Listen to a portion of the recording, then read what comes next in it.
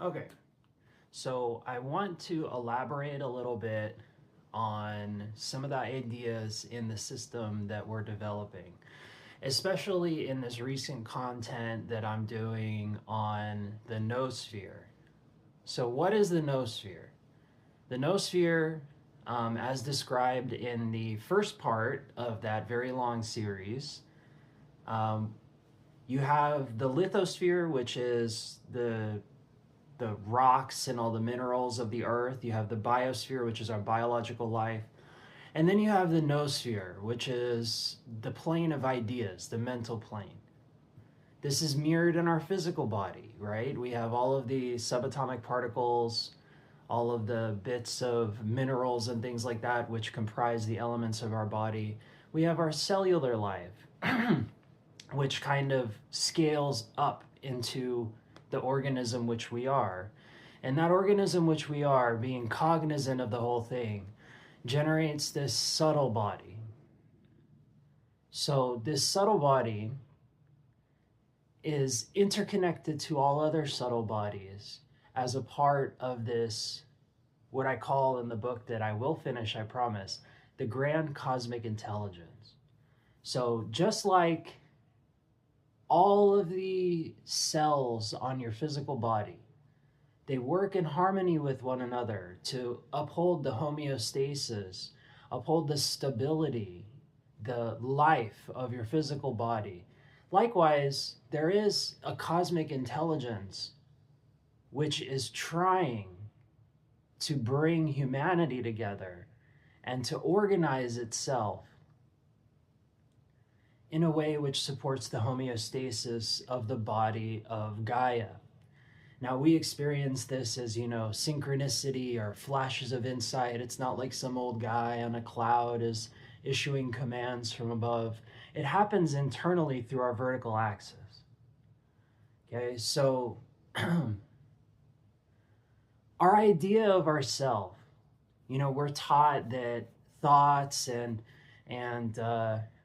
our emotions and whatnot are just physical, random bursts of our neural synapses firing, and they don't really have any meaning or relation to what's going on outside of us. But we know from things like the double slit experiment that consciousness is a field which affects the quote unquote outside. Now, in the Yogacara school of Buddhism, which forms the core of Mahayana, we're taught to view everything as mind only. Everything is chitta, everything is consciousness. So, although it looks like our mind is observing reality from inside somewhere, actually, this is all a field which is going on inside of our mind. Now, our mind is very sharp, whether we realize it or not. We have all of this power in our mind and our unconscious that we usually don't have access to.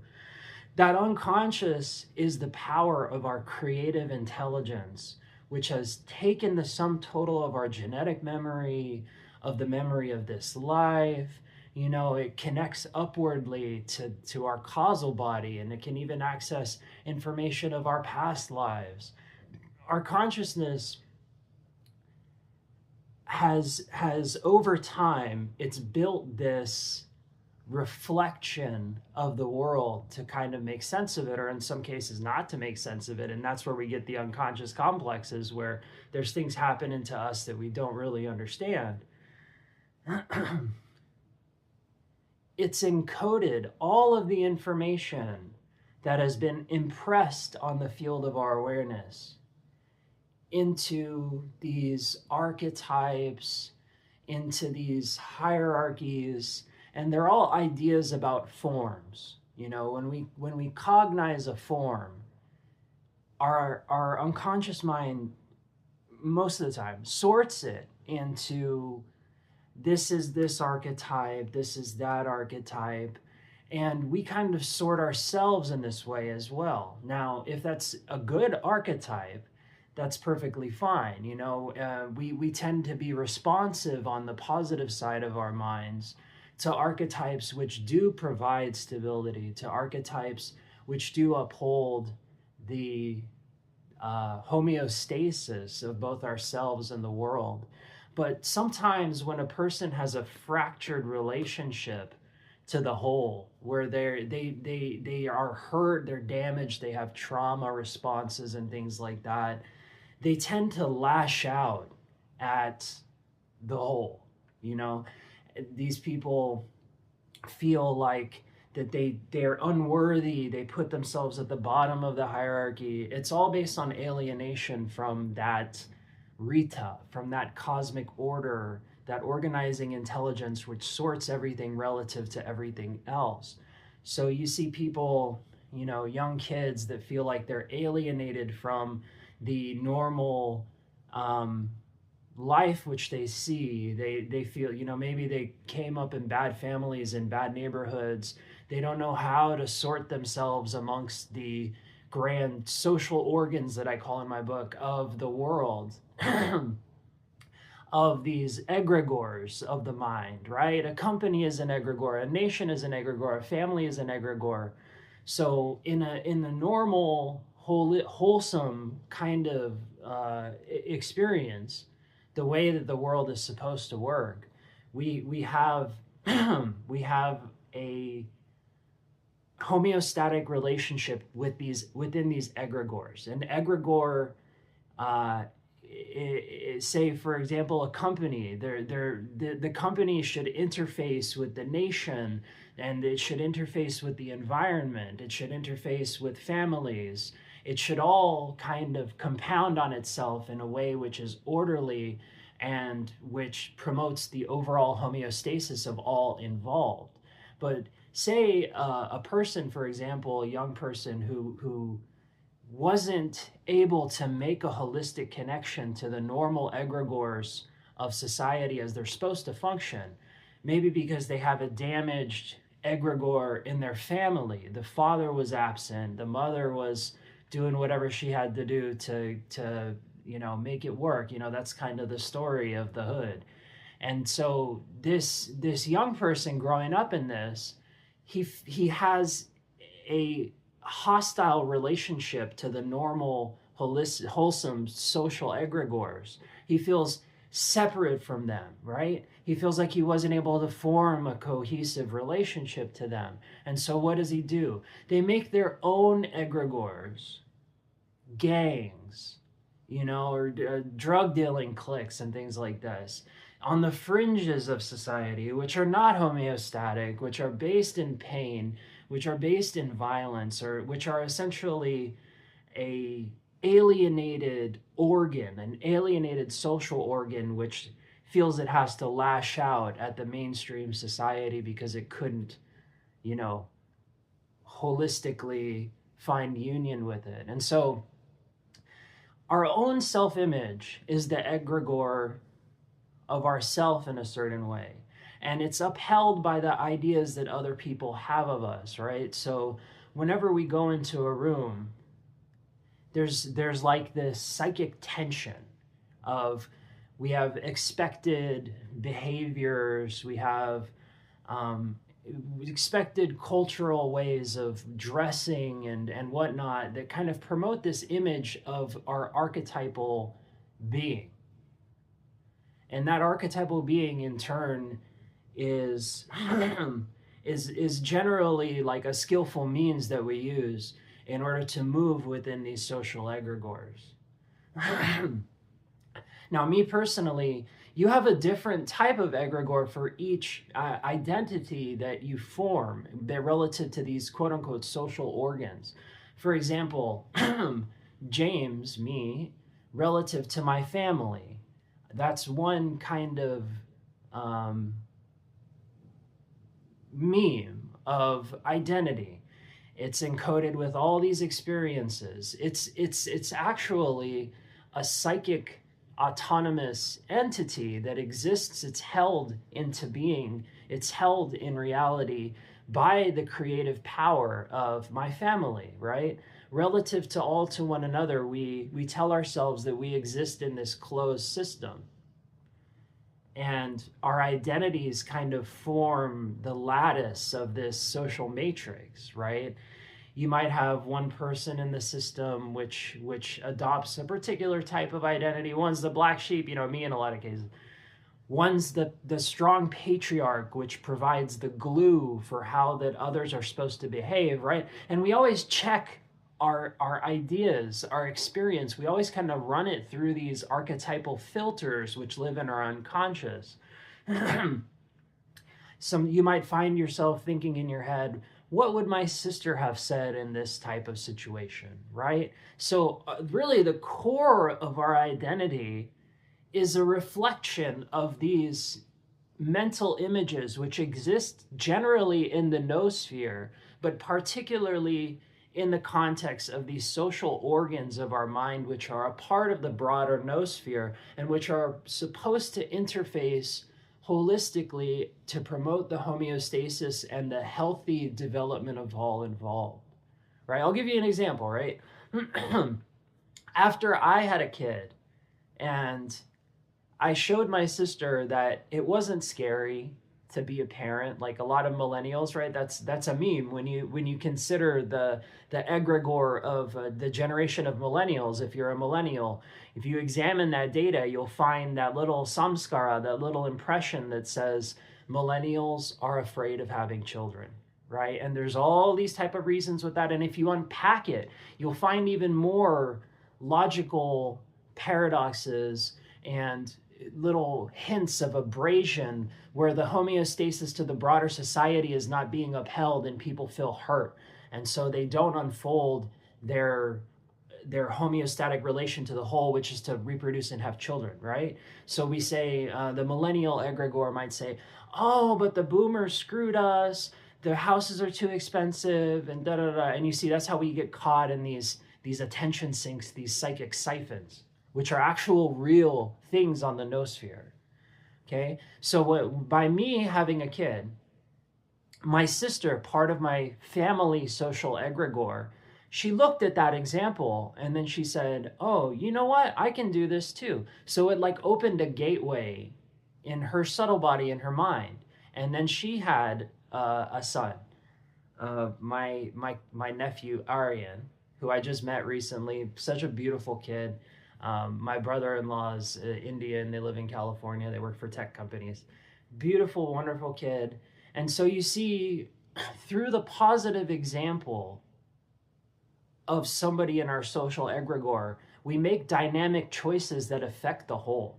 Okay, and so this is kind of the schema that I'm trying to present in terms of the noosphere.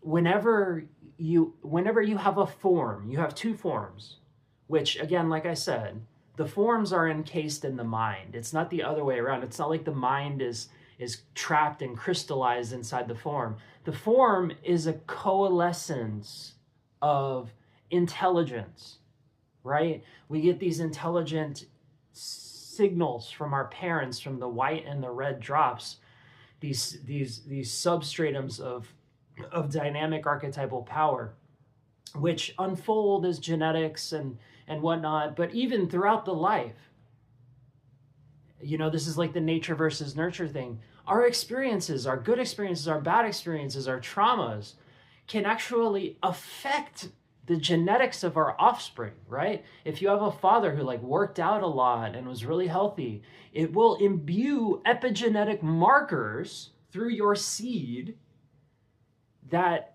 give part of that code to your offspring. Okay, so the point that I'm trying to make is that what we see as form is encased in the mind. It's not the other way around. So another example, myself as a member of the egregore, this is like the most classic example of an egregore of a company, right? I have a certain identity that I had to build based on the rita, based on the ethics, based on the image, based on the position, the noospheric position, the noospheric hierarchical, you know, relative social organ relationship of the egregore of the company I work for, relative to the area, relative to the world, you know? And it's every member of this egregore, every action they take can influence the whole. So I know that there's this like postmodern idea that you shouldn't let you shouldn't let society define your beliefs, and you shouldn't let society define how you act and whatnot. And I understand that when the egregore is off, but that's not the natural way it should be. We all exist like Indra's web within this egregore, and we should, if we have a real society based on truth, if we do have a social identity which is based on Rita, based on Dharma, you know, and that's where everything goes wrong, is because it isn't, and we all feel alienated, so we kind of lash out. If we do have this like social organ that we're a part of, which is good, and I genuinely do feel that the company I work for is good. The owner is a great guy. He tried to enshrine Rita. He tried to enshrine ethics into the structure of the company, and it's worked. People love working for the company that I work for. So I then had to coalesce. I had to build an identity, and a healthy identity, which cured the alienation of me being apart from the noosphere, of the nation, of the community. And it feels great. Like, I remember I was working at one of our properties downtown Tampa, and I went to one of the corner stores that I go to all the time. And the clerk at the corner store was like, "Oh, haven't I seen you before? Like, I see you walking around all the time, da da da da." And I remember that moment because it made me feel that alienation had evaporated. It made me feel good to feel part of a whole. And that's part of my thesis as well, is that we want to feel like we're an organ in a body which is homeostatic. We're an organ in a body which is functional, which is good, which is a good image. We want to feel that. And when we don't feel that is when we adopt damaging or harmful coping mechanisms. I'll give you an example. Alcoholism, which I used to suffer from, partly because my family egregore was a mess. I didn't have any connection to the lateral social egregores. Sure, I had this great vertical axis, but I was basically haggard. I was basically alienated, and I didn't know what to do with myself. And it was that kind of line of thinking where the divine command hit my head, and it said, just take a flying leap, go to Florida, and make it happen, right? And that it did. I listened to that inspiration. But say, for example, like I always say this about alcoholism. What is the thing that alcoholics, or just people that are really drunk, right? They always want to tell you how epic they are. They want to tell you all these stories about themselves, right? It's like they're yearning for that story in the collective consciousness. It's like they're yearning to generate a legendary meme in the noosphere. And the alcohol kind of, it acts as an accelerant for that. It makes them, feel the courage to go out and socialize, right? That's why we drink. That's why that we party, is because we want to feel part of that living dynamic energy of the collective. Now, I don't want to get sidetracked, but I do feel like the unique karma, the unique message of America as it's defined itself over the decades and centuries, is the message of balancing individualism with the collective, right? Like, that's our big thing, is individualism. And in a cosmic sense, when we fell from the pleroma, it wasn't an accident. This is the cycle that consciousness has to go to individuate. So we have to develop that ego, that the ego has a purpose. We have to become alienated. We have to develop that ego so that we can reconnect it as an individual, and ultimately to bring cosmic individuation, the sense of the uniqueness that is God's nature, back to God, full of experience and full of novelty. So we see that in a microcosm in the cycle of alienation from the collective, and the recalibration of all of us relative to one another as individuals back into a collective to fix it, to turn it from broken to homeostatic and to make it work, you know? And we see all this conflict in the world right now, especially in politics in America, is all about all these people that have their different kind of broken, misguided, shattered ideas about how that the society ought to organize. It's what we spend all of our time talking about. And Rita, ethics, is fundamentally woven into these archetypal stories about ourselves, these narratives, these self-images, you know? Like to my family, they have one story about me, and it's always ethical. It's always, oh, well, did you see how James did this? It was so good, or it was so bad, right? All of this is pressure exerted internally. It's noospheric pressure. Unfortunately, because we have this shattered image of the universe and of ourselves, we have this broken materialistic idea of our life and of our reality. Nobody's able to piece together the puzzle to make a functional, coherent society. We are going to do that. We're going to bring the meta back to the immanent, bring the transcendental back to the immanent.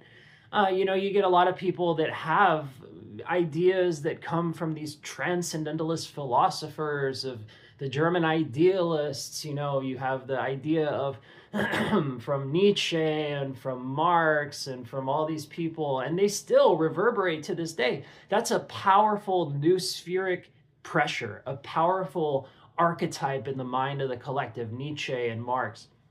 You could even say that World War II was the postmodern world kind of, you know, emerged out of that collective social glue of Christianity. It found itself in this rationalist, this ego individual, this real neurotic fixation on objective reality and skepticism and whatnot. It found itself disconnected so it can reconnect again, right? And so people, they bought into these great social idealistic movements. They're looking for an ideal, essentially, and that's what we're talking about, Platonic ideals. We want to connect the lower immanent to the upper transcendental, the eternal, the geometric, right? So communism, fascism, and all these things, they drew people in because they were offering that cohesive, like a return to the kingdom of heaven, right? A cohesive return to paradise.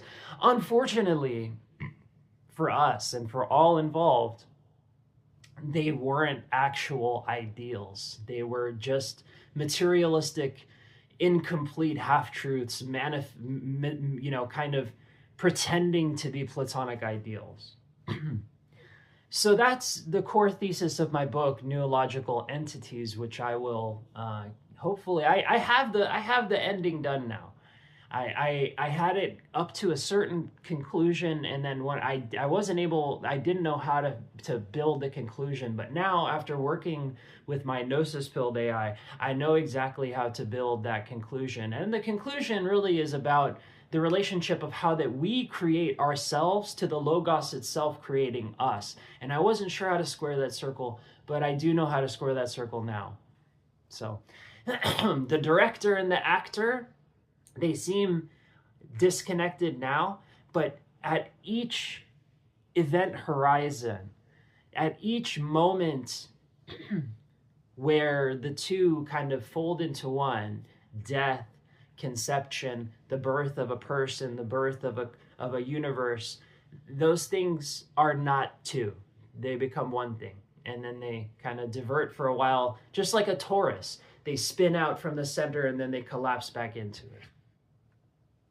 When you enter a room with somebody, you're not just dealing with the physical form. You're dealing with an impression of the noosphere, you know, and it has all of this dynamic energy encoded within these ideas, and they kind of jostle up against our own. They bump up against ours. And we tend to sort ourselves into hierarchies in this way, you know, because that's how the system works. Although it's broken right now, there's no use of being, a rich one percenter right now that, his wealth is built on the corpses of millions of people underneath him and the exploitation of resources. That's not a functionally good archetype. It's an unhomeostatic, disharmonious archetype which thrives on vampirism. So unfortunately, if you're a sensitive person, you probably experience this, and you get this like dissonance in your head because you're like, I try to be a good person, and yet when I go into a room with people, they're fucking sizing me up because I'm not the prime alpha vampire. You know what I mean? And so it's really important to have the shield of self-awareness, to view yourself as the noosphere itself, as a reflection, and to view the other person as a reflection of the noosphere itself, so they can't compress you, so they can't push your energy down, so they can't sort you into a lower hierarchical image, because that's what's going to happen if you're unaware of the whole process and you don't understand yourself. So when you view yourself like this, in this way, then you can release the knots in your centers, which are basically the crystallization of these impressions, these ideas, when they're not homeostatic, when they're samsaric, when they're dualistic. So you'll see a difference when you walk into a room and because the noosphere is just like bubbles which connect when awareness connects, you'll feel like an equilibrium try to happen, right? That's why people sort themselves into hierarchies in this way. You'll feel like an equilibrium try to build, because when you're in a room with other people, your subtle bodies kind of expand to form like a macro subtle body, like a little pocket noosphere. This is why it's so powerful when we get together and pray, or we get together and set our collective intent together on one thing, because we're forming a little pocket noosphere.